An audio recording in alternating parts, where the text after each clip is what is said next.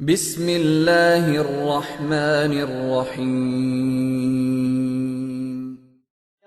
گھومن تجھ پہ نازاں علم و حکمت کی زبان، الیاس گھومن تجھ پہ نازاں علم و حکمت کی زبان، کرتی دنیا ہے فخر اب تجھ پہ ہوتی ہے نثار، کرتی دنیا ہے فخر اب تجھ پہ ہوتی ہے نثار۔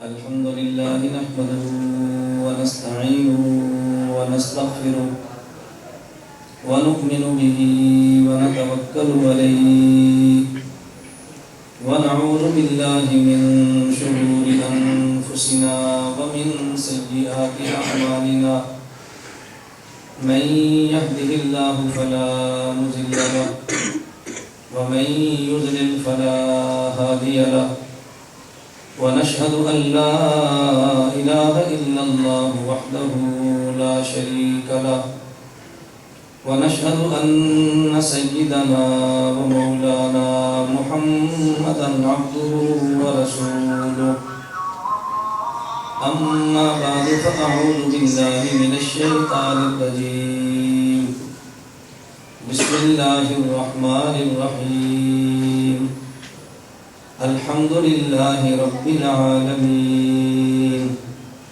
الرحمن الرحيم، مالك يوم الدين، عن عمر بن الخطاب رضي الله عنه أن النبي صلى الله عليه وسلم قال: إن الله يرفع بهذا الكتاب أقواما ويضع به آخرين، اللهم صل على محمد وعلى آل محمد كما صليت على إبراهيم وعلى آل إبراهيم إنك حميد مجيد، اللهم بارك على محمد وعلى آل محمد كما باركت على إبراهيم وعلى آل إبراهيم إنك حميد مجيد۔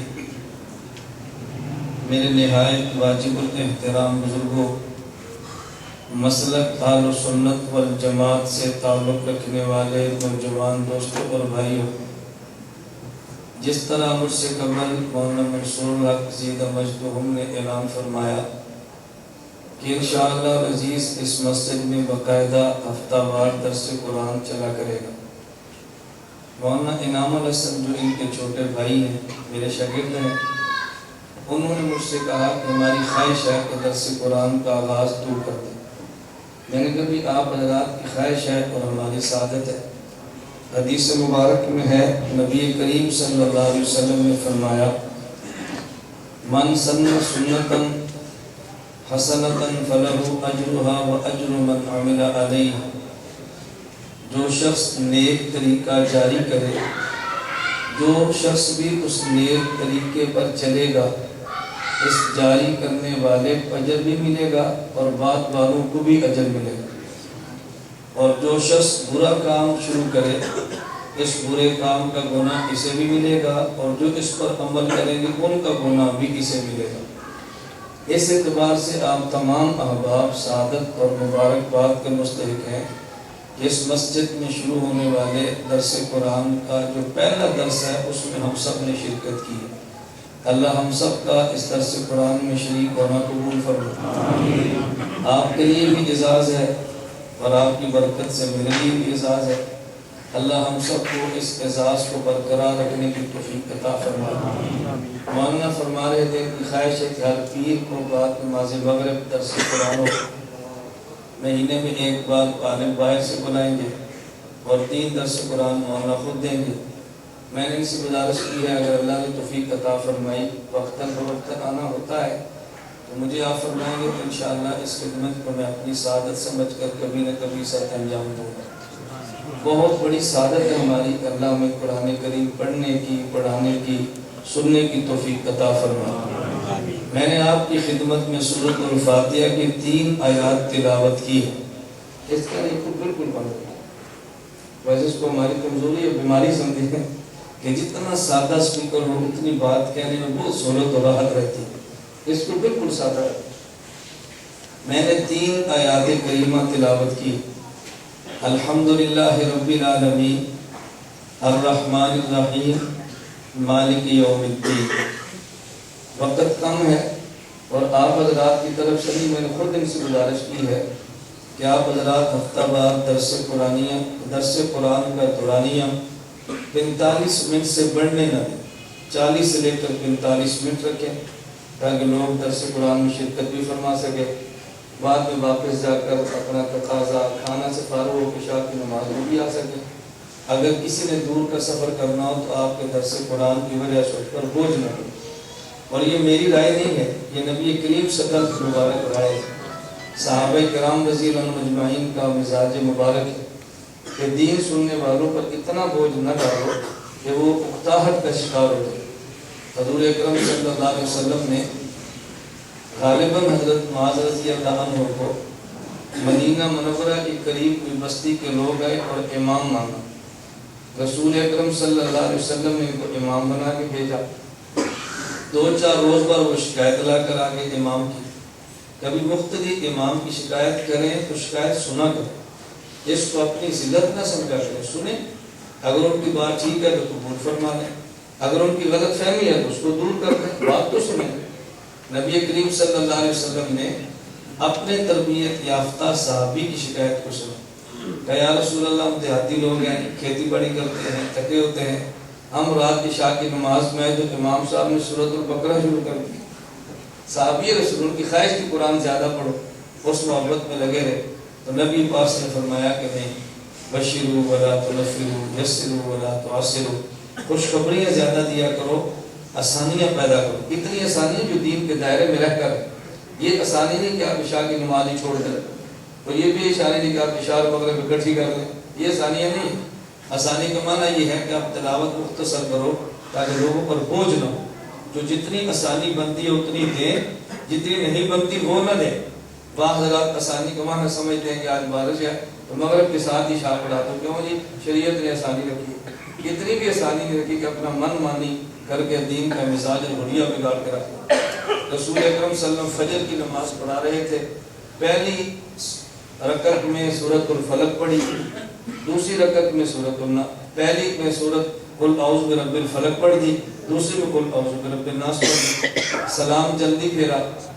حضور فجر کی نماز میں مختصر تلاوت، اور میں پیچھے خاتون نماز میں آئی تھی، اس کا بچہ رو رہا تھا، تو مجھے الجھن ہوئی کہ اس کا دل بچے کی طرف مائل ہوگا، میں نماز مختصر کرتا۔ یہ دیکھیں رسول اکرم صلی اللہ علیہ وسلم کا مزاج مبارک ہے، اس کا بہت خیال فرمایا ہے۔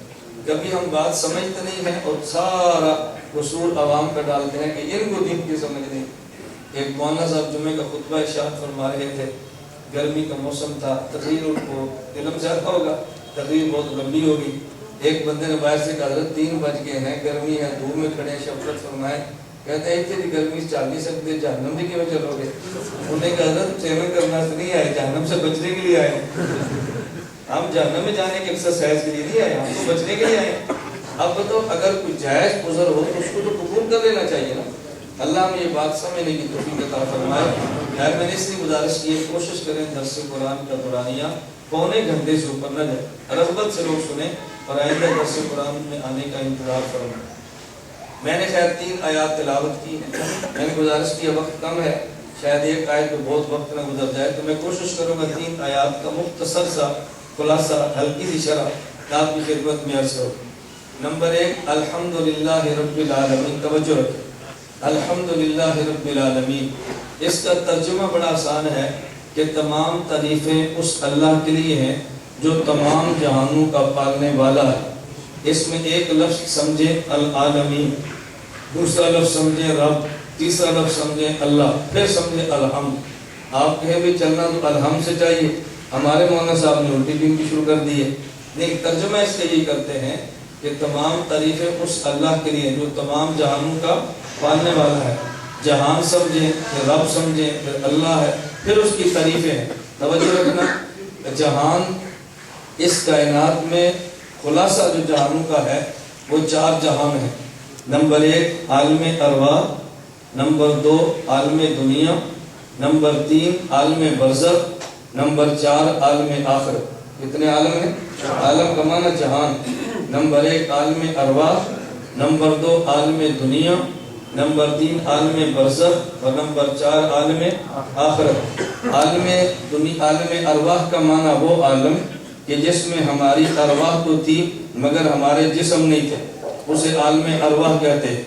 نمبر 2 عالم دنیا، جس میں ہمارا جسم اور روح بھی ہے اور الگ الگ نہیں ہے، بلکہ روح جسم کے اندر ہے لیکن روح حرکت کرتی نظر نہیں آتی، جسم حرکت کرتا نظر آتا ہے۔ اس کی حرکت سے پتہ چلتا ہے کہ روح ہے، جب حرکت چھوڑ دے تو سمجھ اس کے اندر روح موجود نہیں۔ اس عالم کو دنیا کیوں کہتے ہیں؟ یا دنیا دنوبن سے بنا ہے یا دنیا دناعت سے بنا ہے۔ اگر دنیا دنوبن سے بنا ہو تو دنوبن کا معنی قرب ہوتا ہے، کیونکہ یہ جہان قریب ہے بنسبت اگلے جہان کے، اس لیے اس عالم کو عالم دنیا کہتے ہیں۔ یا دناعت سے بنا ہے، دناعت کا معنی ہے گھٹیا، خسیس، یہ جو کہ عالم آخرت کے مقابلے میں انتہائی گھٹیا ہے، اس لیے اس عالم کو عالم دنیا کہتے ہیں۔ نمبر 3 عالم برزخ۔ برزخ کا معنی پردہ ہے۔ جب آدمی پر موت آئے تو موت آنے کے بعد جو جہان شروع ہوتا ہے حشر تک، موت سے لے کے حشر تک کے جہان کو عالم برزخ کہتے ہیں۔ اس میں جو کچھ ہوتا ہے وہ پردے میں ہوتا ہے، یہ نہیں کچھ ہوتا نہیں، ہوتا ضرور ہے لیکن پردے میں ہوتا ہے، اس لیے ہمیں نظر نہیں آتا۔ کافر سمجھتا ہے کہ موت کے بعد کچھ نہیں ہوتا، مومن سمجھتا ہے کہ موت کے بعد ہوتا ہے لیکن وہ ہوتا ہوا ہمیں نظر نہیں آتا کیونکہ پردے میں ہے۔ اس لیے کافر کا نظریہ یہ ہے کہ موت کا معنی ہے ختم ہو جانا، موت آئی اور بندہ ختم ہو گیا۔ مومن کے ہاں موت کا معنی ہے منتقل ہو جانا، اس جہان سے دوسرے جہان میں چلے جانا۔ آپ نے کبھی کسی مسجد میں اعلان یہ نہیں سنا فلاں کا باپ مر گیا، مک گیا، ختم ہو گیا، آؤ بھی جنازہ پڑھ لو۔ اعلان ہوتا ہے فلاں کے بزرگ انتقال فرما گئے، دنیا فانی سے رخصت ہو گئے، دار الفنا سے دار البقاء میں چلے گئے، رضائے الہی سے انتقال فرما گئے، یہ لفظ بولتے ہیں نا۔ اس لیے بعض حضرات کہتے ہیں کہ موت کی تعریف یہ ہے الموت جسر یوصل الحبیب الی الحبیب، موت اس پل کا نام ہے جو ایک دوست کو دوسرے دوست سے ملا دے۔ تو موت ختم نہیں کرتی، ایک جہان سے دوسرے جہان میں منتقل کرتی ہے۔ اس بات کو شاعر مشرق علامہ اقبال نے یوں سمجھایا ہے، غافل نے سمجھا ہے موت کو اختتام زندگی، غافل نے سمجھا ہے موت کو اختتام زندگی، ہے یہ شام زندگی صبح دوام زندگی۔ غافل نے سمجھا ہے موت کو، تم تو لوری ہو، کہتے ہیں لوری بہت باز ہو گئے، اللہ تو باز ہو کا معنی گناہ ہے، اللہ اس باز ہو کی ہمیں ذوق سے محفوظ رکھے۔ اور اگر باز ہو کا معنی کہ بات سمجھ آتی ہے تو مجھے پتہ چلے آپ کو بات سمجھ آ رہی ہے، میری گزارش سمجھ گئے نا۔ تو اقبال کیا کہتے ہیں، غافل نے سمجھا ہے موت کو اختتام زندگی، ہے یہ شام زندگی صبح دوام زندگی۔ غافل سے مراد ہے کافر، وہ سمجھتا ہے کہ موت نام اختتام زندگی کا، حالانکہ یہ زندگی کی شام ہے اور اگلی زندگی کی صبح ہے۔ غافل نے سمجھا ہے موت کو اختتام زندگی، ہے یہ شام زندگی صبح دوام زندگی۔ تو ہمارے یہاں موت کا معنی نہیں بندہ ختم ہو گیا، ایک جہان سے دوسرے جہان میں منتقل ہو گیا، لیکن جس جہان میں گیا اس جہان پر پردہ ہے۔ اس لیے مومن سمجھتا ہے کچھ ہوتا ہے لیکن ہوتا ہوا مجھے نظر آتا نہیں ہے۔ حضرت مولانا محمد عمر پالن پوری اللہ ان کی قبر پہ کروڑ رحمت نازل فرمائے، ہماری تبلیغی جماعت کی زبان تھے وہ۔ رائیونٹ کا پہلا اجتماع میں پہلا بیان ان کا جمعرات کا ہوتا، ہدایات بھی وہ دیتے۔ یہ میں نے سامنے رائیونٹ میں بیٹھ کے زمانہ طالب علمی میں 82-83 میں بات سنی ہے۔ مولانا عمر پالن پوری فرمانے لگے، مجھ سے ہندوستان کے ڈاکٹر نے پوچھا کہ مولانا تم تبلیغ والے کہتے ہو قبر میں سانپ اور بچھو ہوتے ہیں، ہم نے کتنی قبریں دیکھی، ہمیں تو کبھی کوئی سانپ بچھو نظر نہیں آیا۔ مولانا فرمایا تم ڈاکٹر کہتے ہو کہ جو آدمی خوراک کھاتا ہے وہ 4 اجزاء میں تحلیل ہوتی ہے، آئرن لوہا بنتا ہے، شوگر چینی بنتی ہے، سالٹ نمک بنتا ہے اور چونا بنتا ہے، ہمیں تو کبھی چونا کسی بندے میں نظر نہیں آیا۔ وہ ڈاکٹر کہنے لگا کہ نظر نہیں آئے گا ہے، فرمایا جب ہے تو نظر کیوں نہیں آتا؟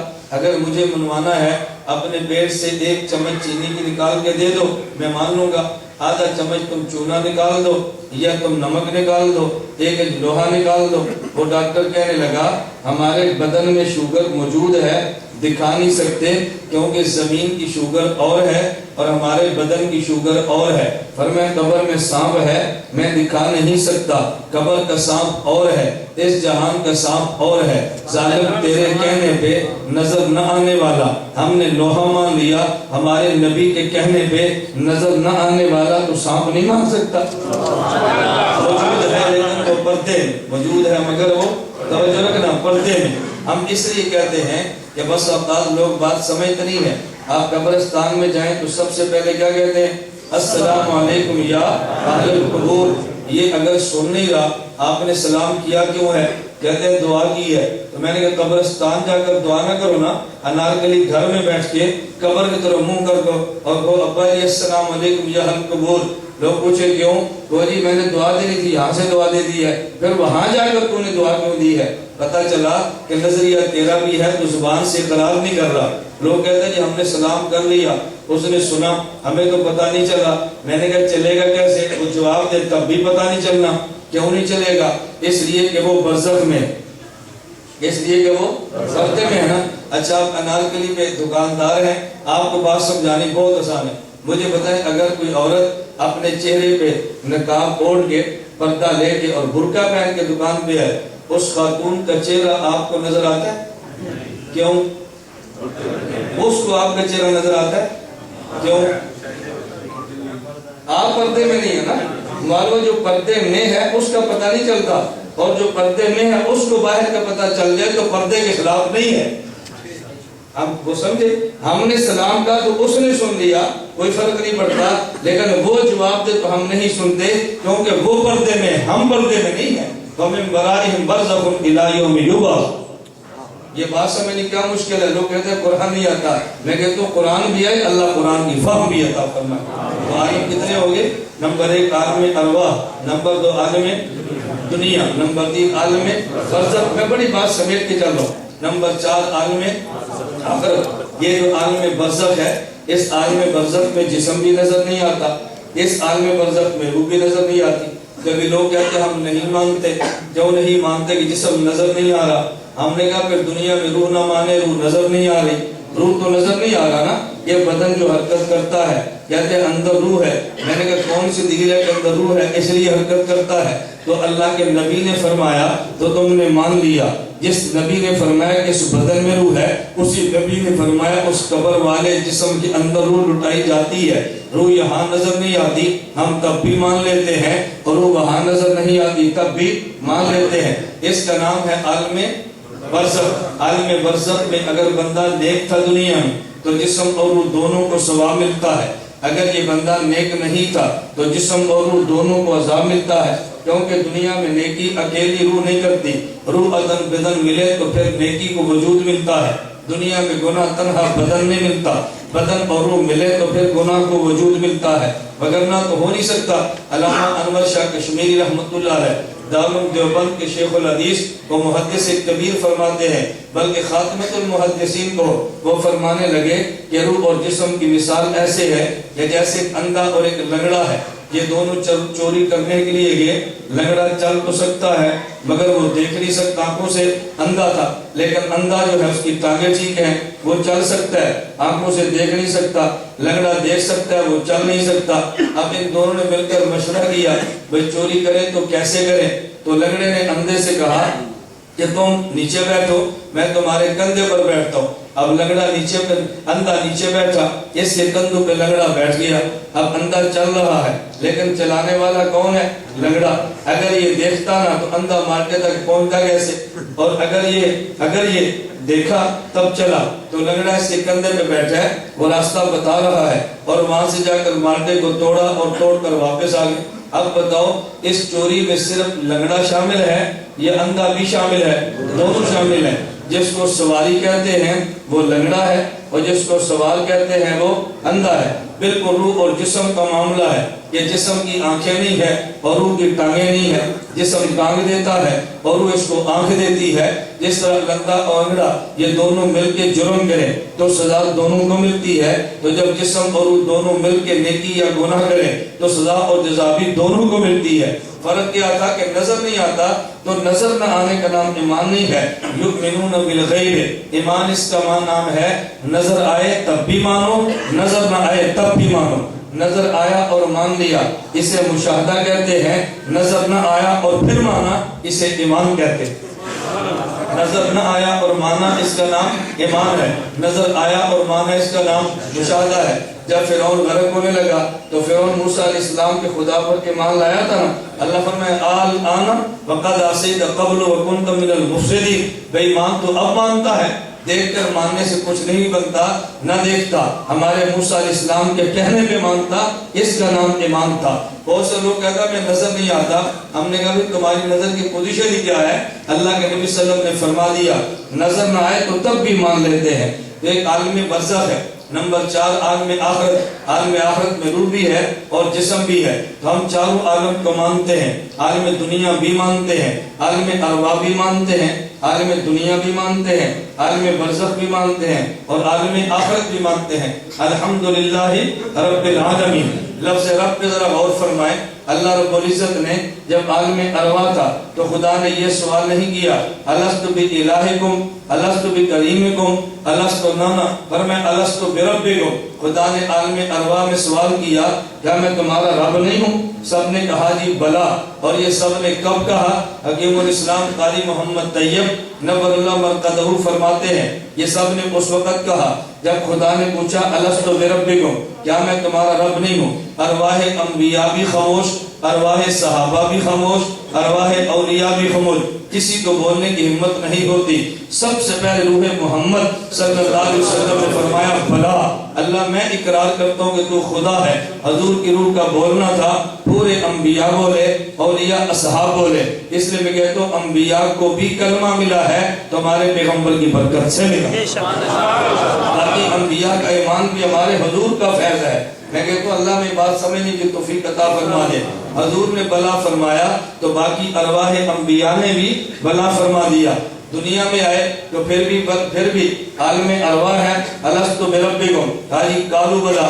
اگر دنیا میں ہو اللہ فرماتے ہیں ان الذین قالوا ربنا اللہ ثم استقاموا، جو دنیا میں یہ کہ ہمارا رب اللہ ہے پھر وہ ڈٹ جائیں، انہیں جنت ملا کرتی ہے، ان کو خوف بھی نہیں ہوتا، ان پر غم بھی نہیں ہوتا، ان پر بوقت موت ملائکہ اترتے ہیں جن کو جنت کی بشارت دے دیتے ہیں۔ اور بشارت کس جنت کی؟ وہ کہتے ہیں وَلَكُمْ فِيهَا مَا تَشْتَهِي أَنفُسُكُمْ وَلَكُمْ فِيهَا مَا تَدَّعُونَ، دیکھو تمہیں وہ جنت ملے گی جس میں جو چاہو گے وہ ہوگا اور جو تم بولو گے وہ ہوگا۔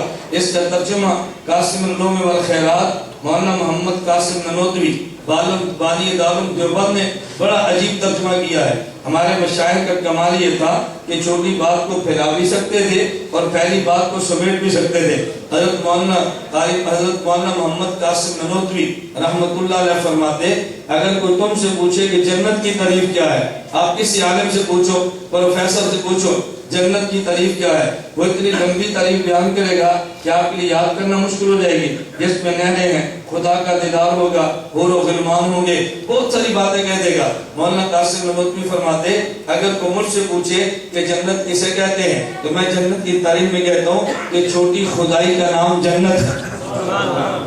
چھوٹی خدائی کا نام کیسی تعریف کی ہے؟ چھوٹی خدائی کا نام جنت ہے۔ آپ کہیں گے بھئی یہ تعریف کہاں سے نکالی ہے؟ یہ دیوبند کے عالم نے تو حدیث اور قرآن کے خلاف بات کہہ دی ہے، کہیں پہ نہیں ہے کہ چھوٹی خدائی کا نام۔ میں نے کہا قرآن میں موجود ہے لیکن جناب نے توجہ نہیں کی۔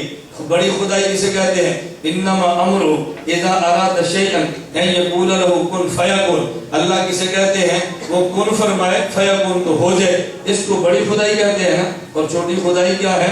وَلَكُمْ فِيهَا مَا تَشْتَهِي أَنفُسُكُمْ وَلَكُمْ فِيهَا مَا تَدَّعُونَ، جو تم بولو گے وہ ہوگا، جو چاہو گے وہ ہوگا۔ چھوٹی خدائی کسے کہتے ہیں؟ لیکن اللہ کی خدائی کے تابع ہے نا، خدا نہ چاہے تو تم چاہ بھی نہیں سکتے، اس لیے فرمایا کہ میں کہتا ہوں چھوٹی خدائی کا نام جنت ہے۔ ان الذین قالوا ربنا اللہ، اور جب آدمی عالم فوت ہو گیا، عالم برزخ میں چلا گیا، فرشتہ سب سے پہلا سوال کرتا ہے من ربک، بتا تیرا رب کون ہے؟ من نبیک بتا تیرا نبی کون ہے، ما دینک بتا تیرا دین کیا ہے. تو عالم ارواح میں سوال کیا تھا، الست بربکم. عالم دنیا میں ان الذین قالوا ربنا اللہ، اور عالم برزخ میں من ربک بتا تمہارا رب کون ہے. اللہ نے اس عالم میں بھی رب کی بات کی ہے، عالم دنیا میں رب کی بات کی ہے، اور عالم برزخ میں بھی رب کی بات کی ہے. اچھا قرآن کریم آپ کھول کے دیکھیں، الحمدللہ رب العالمین. قرآن کا جب آغاز ہوا اللہ کی صفت رب کو لائے ہیں، اور جب قرآن کے اختتام ہوا قل اعوذ برب الناس، وہاں بھی خدا صفت رب کو لائے ہیں. قرآن کا آغاز بھی صفت رب سے کیا ہے، قرآن کا اختتام بھی صفت رب سے کیا ہے. عالم ارواح میں بھی الست بربکم، عالم دنیا میں بھی ان الذین قالوا ربنا اللہ، اور عالم برزخ میں بھی من ربک. یہ بات کیوں فرمائی ہے؟ میرے اللہ کی جتنی صفات ہیں ان صفات کا خلاصہ لفظ رب ہے. خدا کی جتنی صفات ہیں آپ ساری تلاش کریں، وہ سب کو اگر سمیٹ دیا جائے تو لفظ رب میں ساری صفتیں خدا کی جمع ہو جاتی ہیں. آپ کہیں گے وہ کیسے؟ میں چند ایک مثالیں دیتا ہوں تاکہ آپ کو بات سمجھ آئے. مثلا اللہ کی صفت کیا ہے؟ اللہ قادر ہے. اللہ کون ہے؟ قادر ہے. تو اللہ فرماتے ہیں الحمدللہ رب العالمین. دیکھو میں رب ہوں. رب کا معنی تربیت کرنے والا. تو جس کی تربیت کرتا ہے اگر اس کے قادر ہی نہیں ہے تو تربیت کرے گا کیسے؟ رب وہی بن سکتا ہے جو قادر بھی ہو. اور جس کی تربیت کی ہے اگر اس کی بات نہ مانے تو اس کی سزا بھی دے سکتا ہو. اگر سزا دے نہیں سکتا تو رب بنے گا کیسے؟ اگر اس کی بات مانتا ہے اس کو جزا دے سکتا ہو. اگر نہیں دے سکتا تو رب بنے گا کیسے؟ جس کی تربیت کرتا ہے اس کے سارے احوال کو جانتا ہو، اندر کے بھی اور باہر کے بھی، ظاہر اور باطن کو نہیں جانتا تو رب بنے تربیت کرے گا کیسے؟ تو خدا ظاہر اور باطن بھی ہوا. بھیجو کہ تربیت آغاز سے انتہا تک کرنی ہے، ابتدا کو جانتا ہو انتہا کو جانتا ہو، تبھی تو اول آخر بنا ہے. میں بتائیے رہا تھا اب سارے خدا کے صفاتی ناموں کو جمع کر دیں. پھر جس کی بندہ تربیت کرتا ہے اس سے محبت نہ ہو تربیت صحیح طرح نہیں ہوتی. اگر محبت ہو تبھی تربیت صحیح ہوتی ہے. تو پھر خدا ودود بنے گا. اگر ودود نہیں تربیت کرے گا کیسے؟ پھر جس میں تربیت کرتا ہے صرف محبت اور اس کے اندر شفقت بھی ہو. شفقت کا معنی رحیم ہے. رحیم نہ ہو تو رب بنے گا کیسے؟ میں بتائیے رہا تھا اب ساری صفات کو سمیٹ لیں تو لفظ رب میں ساری صفتیں جمع ہو جاتی ہیں. اس لیے عالم ارواح میں الست بربکم، عالم دنیا میں قالوا ربنا اللہ، اور عالم برزخ میں من ربک. قرآن کا آغاز کیا الحمدللہ رب العالمین، قرآن ختم کیا تو قل اعوذ برب الناس فرمایا، کیونکہ ساری صفتیں اس میں سمٹ آتی. میں نے گزارش کی تھی میں وہ سمیٹ کر بات کہہ رہا ہوں. اللہ مجھے توفیق عطا فرمائے کہ بات سمجھا سکوں، اور جو بات میں کہنا چاہتا ہوں اللہ کرے وہ بات سمجھ ہے. فرمایا الحمدللہ رب العالمین. تو رب کا معنی کیا ہے؟ کہ جو تدریجاً تربیت کرے. رب کا معنی تدریجاً، بیان کو قدر نہیں، تدریجاً تربیت کرے. اللہ رب العزت اپنا نظام یوں چلاتے ہیں. فرمایا دیکھو عالمین کے رب یہ کون ہے؟ اللہ. یہ اللہ خدا کا اس میں ذات ہے اور رب خدا کی صفت ہے. ہم اللہ کے اس میں ذات بھی مانتے ہیں اور خدا کی صفتیں بھی مانتے ہیں. اس نقطے کو ذرا سمجھنا. رب کا معنی ہماری زبان میں پوچھو اللہ کا معنی ہم کبھی خدا کر دیتے ہیں، انگریزی میں جا کر پوچھو وہ گاڈ کہہ دیتے ہیں. بعض لوگ کم علمی کی وجہ سے یہ بات کہہ دیا کرتے ہیں بھئی خدا نہ کہنا، خدا نہ کہنا، اللہ ہی کہنا، اور مستقل اس پہ فتنے وجود میں آ رہے ہیں. کوئی نہ کوئی ایسا بہانہ تلاش کریں گے کہ جس میں مسلمان کی تردید کی جا سکے. ہم کبھی خدا بھی کہتے ہیں، کبھی پیغمبر بھی کہتے ہیں. اب ایک نیا فرقہ نکلا، کہا بھی اللہ کو تم نے خدا نہیں کہنا. اچھا پوچھا بھی خدا کیوں نہیں کہنا؟ آپ دلیل سنیں تو بندے کو سن کر بھی شرم آتی ہے. کہا بھی اس لیے نہیں کہتے کہ اللہ تم کے ایک ہے، اللہ تو کہیں ہو ہی نہیں سکتے، اور خدا لفظ ایسا لفظ ہے کہ جس کی جمع خدا بند آتی ہے. ایسا لفظ استعمال نہ کرو کہ جس کی جمع آتی ہے، کیونکہ اللہ ایک ہے، زیادہ خدا کا احتمال ہی نہیں ہے. وہ لفظ کیوں لاتے ہو جس کی جمع ہو سکتی ہے؟ میں نے اس بندے سے کہا اگر تمہاری دلیل کو مان لیا جائے پھر تو کوئی بندہ کہے گا خدا کو رحیم بھی نہ کہنا. پوچھے گا کیوں؟ میں نے کہا قرآن میں رحیم کی جمع رحم آتی ہے. پھر تو کہیں گے خدا کو رب بھی نہ کہنا. کیوں؟ قرآن میں رب کی جمع ارباب آتی ہے. میں نے کہا پھر تو خدا کو اللہ بھی نہ کہنا، کیونکہ قرآن کریم میں الہ کی جمع آلہۃ آتی ہے. پھر کون سا لفظ استعمال کرو گے؟ جمع تو آتی ہے. اور جب ایک دلیل جواب دے دے پھر فوراً دوسرا شبہ پیدا کر دیں گے، نہیں جی ہم اس لیے کہتے ہیں کہ عربی زبان میں تو لفظ خدا استعمال نہیں ہوتا کیونکہ دین عربی ہے اور عربی میں اللہ کہتے ہیں، تم خدا کیوں کہتے ہو؟ میں نے کہا اچھا یہ بتاؤ کہ دن رات میں نمازیں کتنی فرض ہیں؟ کہتے جی 5 نمازیں فرض ہیں۔ میں نے کہا سال بھر میں روزے کتنے فرض ہیں؟ کہتے ہیں 1 ماہ کے روزے فرض ہیں۔ میں نے کہا جو بات مجھے آپ نے جواب میں فرمائی یہ بات ذرا آپ اپنی زبان سے کہہ دیں۔ کہتے ہیں دن رات میں 5 نمازیں فرض ہیں اور سال بھر میں 1 ماہ کے روزے فرض ہیں۔ میں نے کہا آپ نے نماز اور روزہ کیوں کہا؟ آپ کو تو صلاۃ و صوم کہنا چاہیے تھا۔ آپ نے مہینہ کیوں کہا؟ آپ کو تو شہر کہنا چاہیے تھا۔ مجھے کہتے ہیں کیوں؟ میں نے کہا دین عربی ہے، یہ دین فارسی یا پنجابی تو نہیں ہے نا، تو میں صوم و صلاۃ کہنا چاہیے۔ تم نے نماز اور روزہ کیوں کہا؟ کہتا ہے جب عربی میں بات کریں گے تو صوم و صلاۃ کہیں گے اور جب اردو میں کریں گے تو نماز اور روزہ بھی کہہ سکتے ہیں۔ میں نے کہا عربی میں کریں گے تو اللہ ہی کہیں گے اور جب اردو میں کریں گے تو خدا پیغمبر بھی کہہ سکتے ہیں۔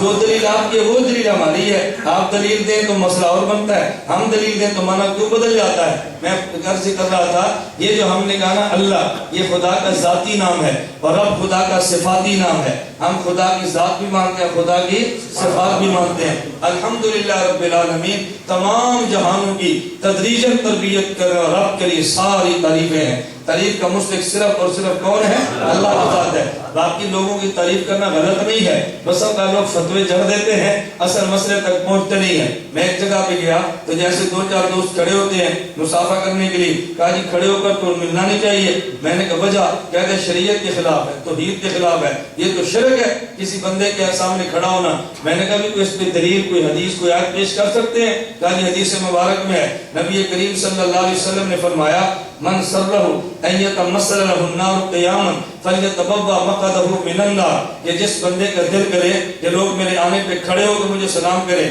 اس بندے کو چاہیے کہ جہنم میں اپنا ٹھکانہ بنا لے۔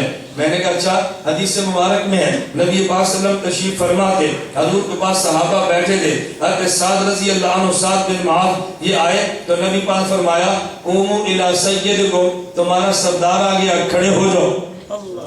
قوموا الی سیدکم، سعد آگے ہیں انصار مدینہ کے سردار ہیں، کھڑے ہو کے ان کو سلام کرو استقبال کرو۔ میں نے کہا حضور تو خود کھڑا فرما رہے ہیں بھائی کھڑے ہو کے سلام کرو۔ ان دونوں حدیثوں کو جمع کرو، پھر ہمارے امام اعظم ابو حنیفہ اللہ کی قبر پہ کروڑوں رحمتیں نازل کرتا ہے۔ ہمارے امام کی شان یہ ہے وہ ایک حدیث کو دیکھ کر دوسری چھوڑتے نہیں ہیں، دونوں حدیثوں کو یوں جمع کرتے ہیں کہ سب پر عمل ہو جائے۔ اب ہماری میں چلے بات چل پڑی، میں ایک مثال دیتا ہوں۔ ہمارے امام کی عادت کیا ہے؟ حدیثوں کو چھوڑتے نہیں، 2 حدیثوں کا معنی ایسا بیان فرمائیں گے کہ ساری حدیثوں کو جمع کر دیے جائے۔ میں اس کی ایک مثال دیتا ہوں۔ مثلا آپ حنفیوں کے مسجد میں آئیں، آپ سنت والجماعت کی نماز پڑھیں، ہم سے کوئی بندہ پوچھے، کوئی مولانا سے پوچھے بھئی جب نماز پڑھنا ہے تو آپ کیسے باندھیں گے؟ ہم کہیں گے بھئی آپ ہاتھ ایسے باندھیں، دائیں ہاتھ کی ہتھیلی کو بائیں ہاتھ کی پشت پہ رکھیں، یہ انگوٹھا اور چھوٹی انگلی سے بائیں کلائی کو پکڑ لیں اور یہ 3 انگلیاں درمیان والی یہ بائیں بازو کے اوپر رکھ دیں، یوں باندھیں۔ لوگ کہتے ہیں جی کیوں؟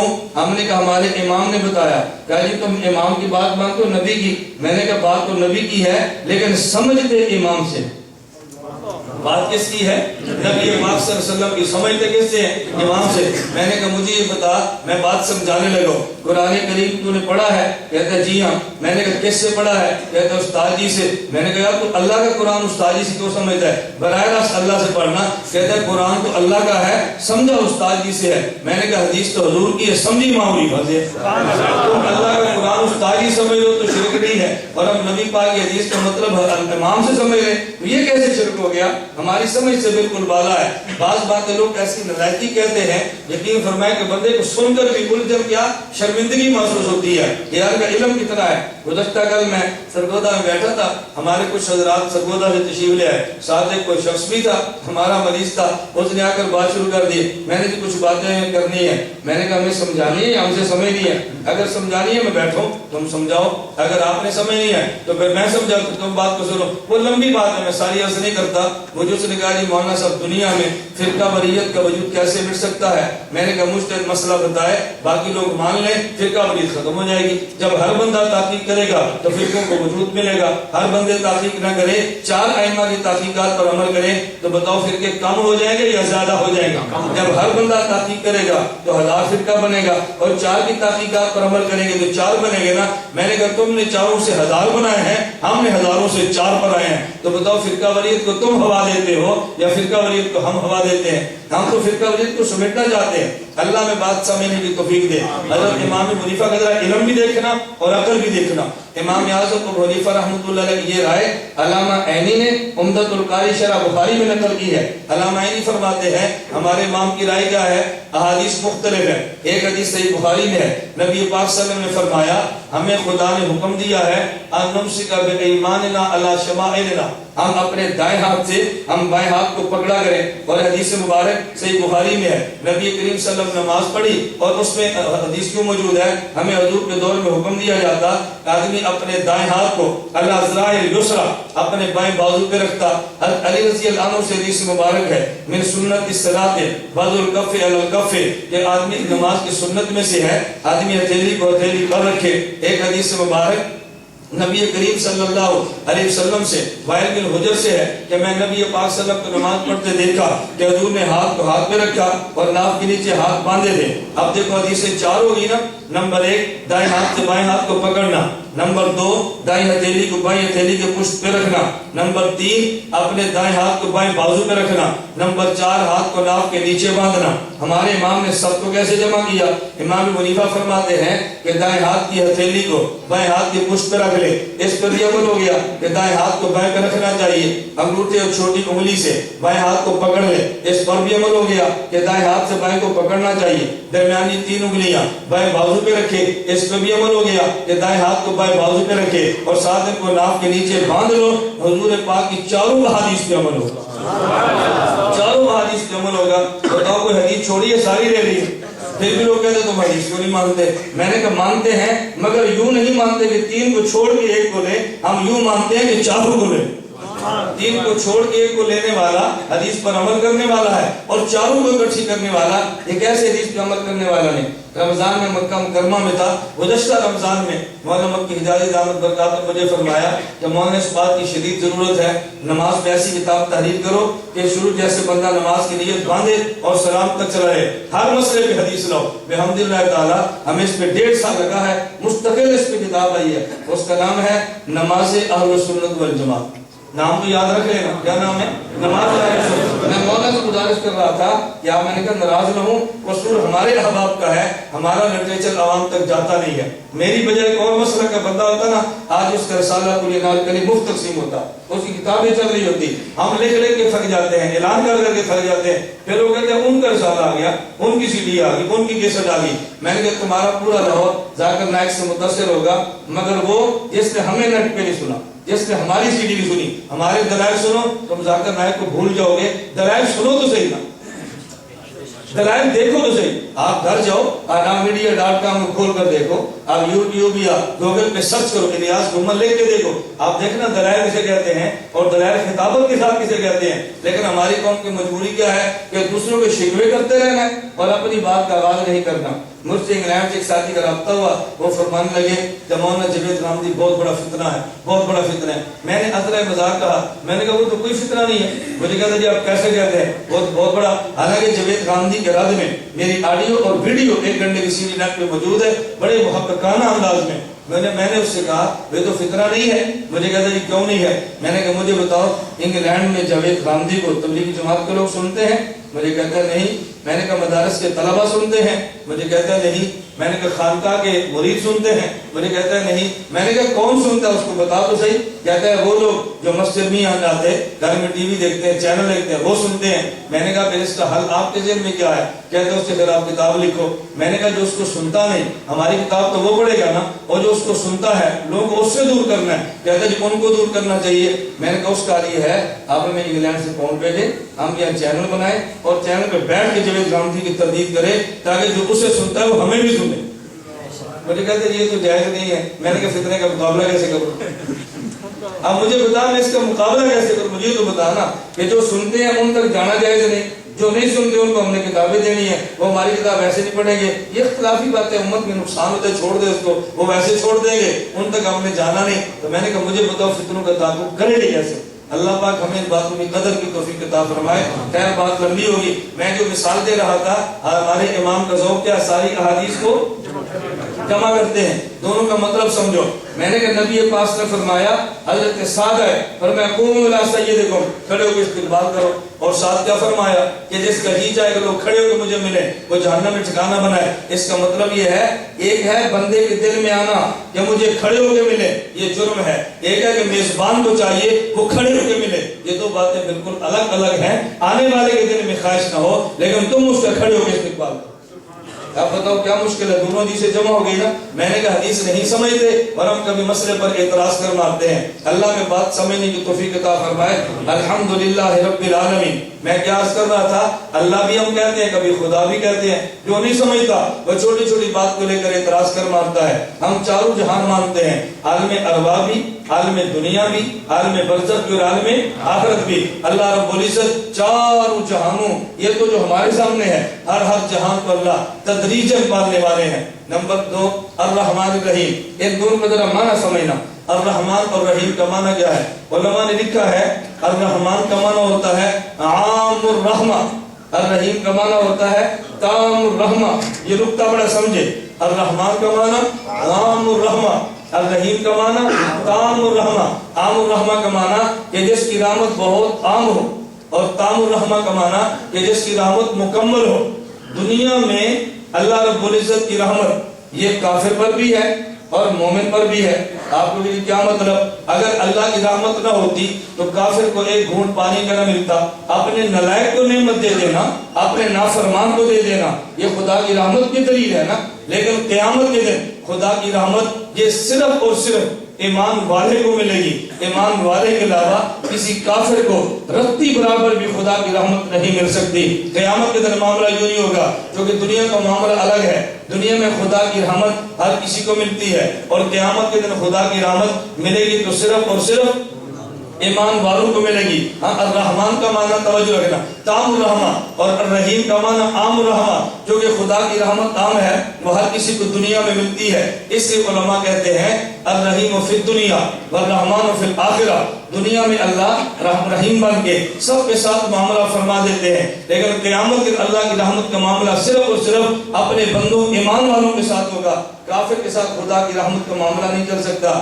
دنیا میں کسی بندے کو رحیم عبد الرحیم ہو تو رحیم کہنے کی گنجائش ہے، اور عبد الرحمن نام ہو تو رحمان کہنے کی گنجائش نہیں ہے۔ رحمان اللہ کے ساتھ خاص ہے، رحیم اللہ کے ساتھ خاص نہیں ہے۔ لقد جاءکم رسول من انفسکم عزیز علیہ ما عنتم حریص علیکم بالمؤمنین رؤوف الرحیم۔ اللہ نے اپنے نبی کو رؤوف بھی فرمایا اور اپنے نبی کو رحیم بھی فرمایا، لیکن ایسی رحمت جو ہر کسی کو مل جائے، ہر کسی کو، اللہ قیامت کے دن صرف اور صرف رحمت کسی کو عطا فرمائیں گے؟ ایمان والوں کو، کافر کو نہیں ملتی۔ اب بتاؤ رحمان کا معنی الگ ہے اور رحیم کا معنی الگ ہے یا دونوں کا معنی ایک ہے؟ توجہ رکھنا، دونوں کا معنی الگ الگ ہے نا۔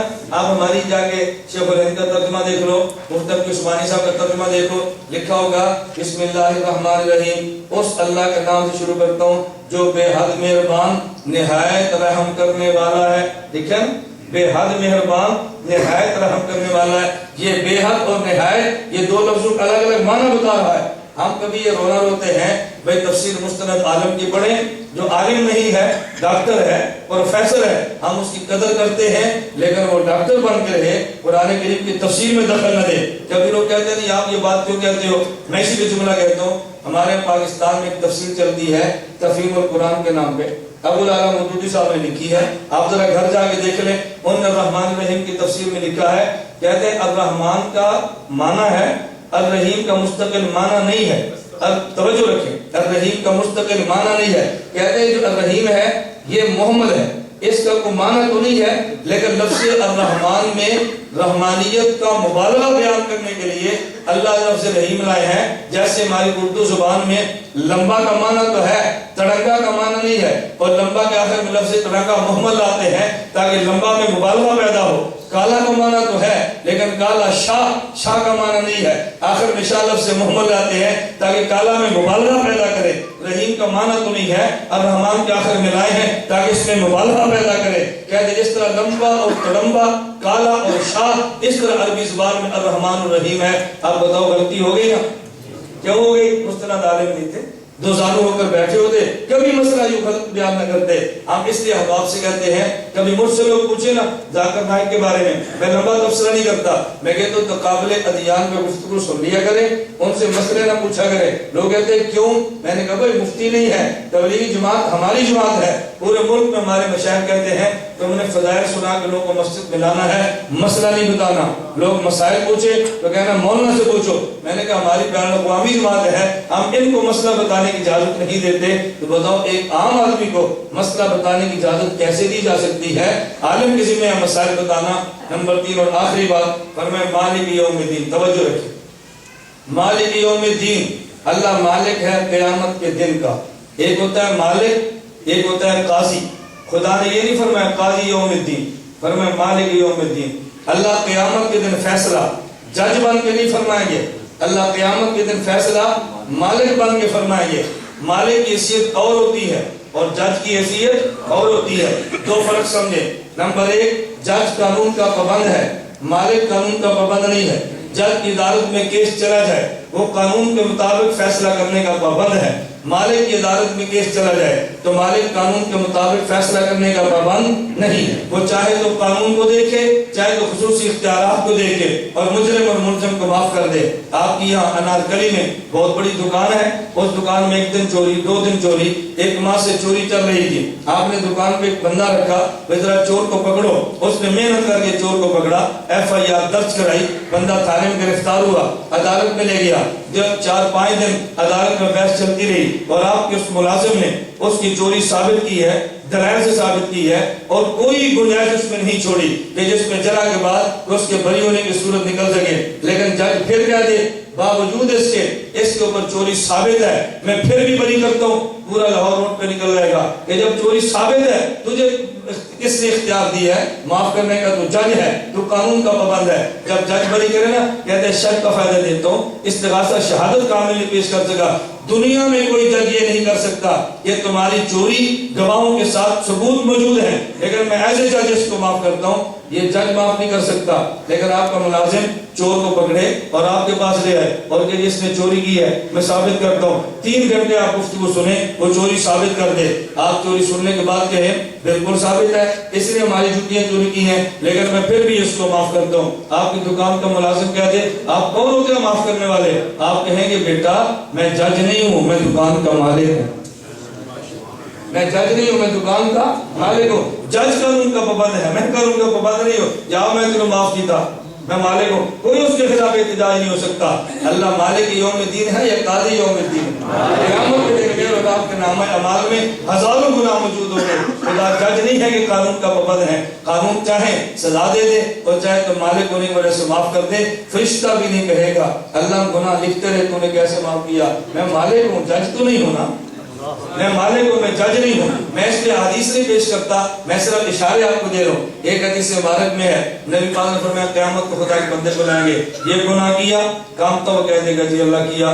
یہ گناہ کیا، کامتا وہ کہہ دے گا کیا. وہ ڈر رہا ہوگا آج میرے ساتھ کیا معاملہ ہوگا. اللہ فرمائیں گے میں نے یہ بھی معاف کیا، میں نے یہ بھی معاف کیا، میں نے یہ بھی معاف کیا، میں نے یہ بھی معاف کیا. حضور پاک نے فرمایا وہ مجرم ہوگا لیکن وہ اللہ سے کہے گا، حوصلہ بڑھ جائے گا. جب اللہ اس کے گناہ معاف کریں گے نا تو اس کو معافی تو مل جائے گی. ابھی کچھ گناہ باقی جو خدا نے گنوائے نہیں، اتنی ضرورت پہ خود کہے گا اللہ بھی تو میں نے ایک اور کیا تھا آپ نے پوچھا ہی نہیں ہے، ایک اور کیا آپ نے پوچھا ہی نہیں ہے. تو یہ بندہ مالک کی عدالت میں کہتا ہے، جج کی عدالت میں کہتا ہے. جج اگر ایک کیس سے بری کر دے اور دوسرا کیس تھانے دار نہ لے کر آئے تو آپ کھڑے ہو کر کہتے ہیں نا کہ جج صاحب میرا ایک کیس اور ہی پکڑے تھانے دار نہیں آتا. کوئی نہیں کہتا. اللہ مالک ہے یا جج ہے؟ مالک یوم الدین. دوسری گزارش سمجھے، جج کی عدالت کا طریقہ اور ہوتا ہے اور مالک کی عدالت کا طریقہ اور ہوتا ہے. بندہ قتل ہو گیا، FIR کٹ گئی، نوجوان گرفتار ہو گیا، ملزم عدالت میں چلا گیا، اس کو ماتحت عدالت نے سزائے موت دے دی، جس طرح سیشن جج نے دی یا اسپیشل کورٹ کے جج نے دی۔ آپ گھر نہیں بیٹھیں گے، ہائی کورٹ اس کے خلاف چلے گئے، ہائی کورٹ نے سزائے موت کو بحال رکھا، گھر پھر بھی نہیں بیٹھیں گے، سپریم کورٹ چلے جائیں گے، سپریم کورٹ نے سزائے موت کو بحال رکھا، گھر پھر بھی نہیں بیٹھیں گے، صدر مملکت کے پاس جائیں گے۔ لیکن جب سیشن کورٹ میں تھے وکیل ہے، ہائی کورٹ میں گئے وکیل ہے، سپریم کورٹ میں گئے وکیل ہے، اور جب صدر مملکت کے پاس گئے اب کوئی وکیل آپ لے کر نہیں جاتے۔ اب کہتے ہیں کوئی ایم این اے دیکھو، کوئی ایم پی اے دیکھو، کوئی ادھر سورا جوائی دیکھو، کوئی سفارشی دیکھو، ادھر یار لگو۔ کیوں؟ پتا چلا کہ صدر کا معنی ہے ملک، بادشاہ۔ اگر عدالت جج کی ہو تو پھر وکیل تلاش کیے جاتے ہیں، اور جب عدالت بادشاہ کی ہو پھر وکیل نہیں، پھر سفارشی تلاش کیے جاتے ہیں۔ قیامت کے دن اللہ جج بن کر فیصلے نہیں فرمائیں گے، اللہ مالک بن کر فیصلے فرمائیں گے۔ وہاں کوئی وکیل نہیں آئے گا، وہاں سفارشی آئیں گے۔ سفارشی کون ہے؟ یہ بچہ فوت ہو گیا، ماں باپ کو لے کر جنت میں چلا جائے گا۔ یہ بچہ قرآن کا حافظ ہے، 10 کو لے کر جنت میں چلا جائے گا۔ یہ عالم ہے، اپنے ماننے والوں کو جنت میں لے کر چلا جائے گا۔ یہ خاندان کا شہید ہے، یہ 70 کو لے کر جنت میں چلا جائے گا۔ امی عائشہ رضی اللہ عنہا نے پوچھا یا رسول اللہ من لم یکن لہ، جس کے پاس قیامت کو کوئی سفارشی نہ ہو اس کا کیا بنے گا؟ فرمایا انا فرۃ لہ، عائشہ جس کا کوئی نہیں ہوگا اس کی صفات میں محمد کروں۔ اللہ مالک یوم الدین ہے، رب العالمین ہے، ہمارے نبی سفارشی ہیں اور رحمت للعالمین ہے۔ جتنی بڑی عدالت اتنا بڑا سفارشی چاہیے نا، عدالت رب العالمین کی اور سفارشی رحمت للعالمین ہے۔ یہ دعا فرمائیں اللہ ہم سب کو اللہ کو مالک سمجھ کر دعائیں مانگنے کی توفیق عطا فرمائے۔ مساجد میں آئے نا، میری آپ سے گزارش ہے کہ مالک کے مانگا کریں، جج سے نہ مانگا کریں کہ اللہ میں گناہ کرتا ہوں، اعتراف کرتا ہوں۔ اقبالی مجرم کو دنیا کی کوئی عدالت معاف نہیں کرتی، لیکن مالک واقعہ سے اقبالی سے بھی معاف کرتے۔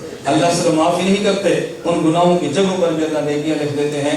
اللہ مجھے اور آپ سب کو بات سمجھنے کی توفیق عطا فرمائے۔ چٹھیاں آپ حضرات شروع فرما دی ہیں، اور میں اس لیے جواب نہیں دے رہا کہ یہ ہمارا کوئی کسی دیہات کا بیان نہیں ہے، یہ شہر کا جلسہ ہے جہاں دکاندار بیٹھے ہوتے ہیں۔ یہ چٹھے میں سے کوئی کسی دکاندار کی نہیں ہے، یہ درویشوں کی چٹھے ہیں، طالب علموں کی۔ میں تو چٹ کے لفظ کو سمجھتا ہوں نا، طلباء سے گزارش کرتا ہوں آپ ہم سے چٹھے بعد میں پوچھ لیا کریں۔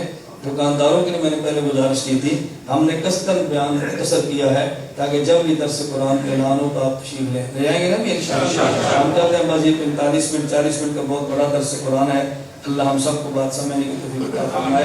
میرا خیال ہے جب میں بات کہتا ہوں یا میں سمجھا نہیں سکتا تو ہم سمجھتے نہیں۔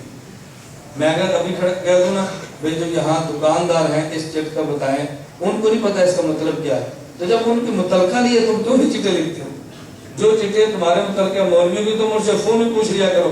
میں انشاءاللہ ہر انگریزی ماہ کی 12 تاریخ کو جامعہ حقانیہ لاہور کینچی امر صدر یہ والٹن روڈ پہ پیکج سیکٹری کے ساتھ آتا ہوں، ہر انگریزی ماہ کی 12 کو یہ ساری چٹھیں آپ لے کر آنا، میں وہاں اس کے جواب دیں گا۔ میں گزارش کرتا ہوں کم از کم یہ سن لیا کرو کہ درس قرآن کس جگہ پر ہے، کس ماحول میں ہے، سننے والوں کو اس کی طرح وقت سے کیا فرق پڑتا ہے۔ اللہ میں بات سمجھنے کی توفیق عطا فرمائے۔ وآخر دعوانا الحمدللہ رب العالمین۔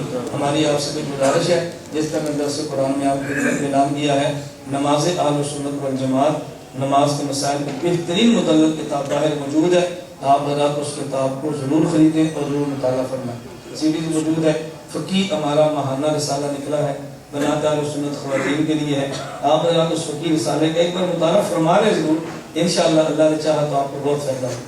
الحمدللہ رب العالمین، والصلاۃ والسلام علی رسول وعلی آلہ وصحبہ اجمعین۔ اللہ کریم ہم سب کو گناہوں کو معاف فرما دے، خطاؤں سے درگزر فرما دے، جائز حاجات کو پورا فرما دے، مشکلات کو دور فرما دے۔ اے اللہ درس قرآن کو تسلسل کے ساتھ ان حضرات کو چلانے کی توفیق عطا فرما۔ جو حضرات تشریف لائے ہیں اس درس قرآن کو ان کے لیے مستقل صدقہ جاریہ بنا دے۔ مولا کریم ہم سب کا خاتمہ بالایمان فرما، جتنے بیمار ہیں ان کو صحت عطا فرما، حضور اکرم صلی اللہ علیہ وسلم کی ہم سب کو شفاعت نصیب فرما۔ وصلی اللہ تعالی علی رسولہ خیر خلقہ محمد و آلہ وصحبہ اجمعین۔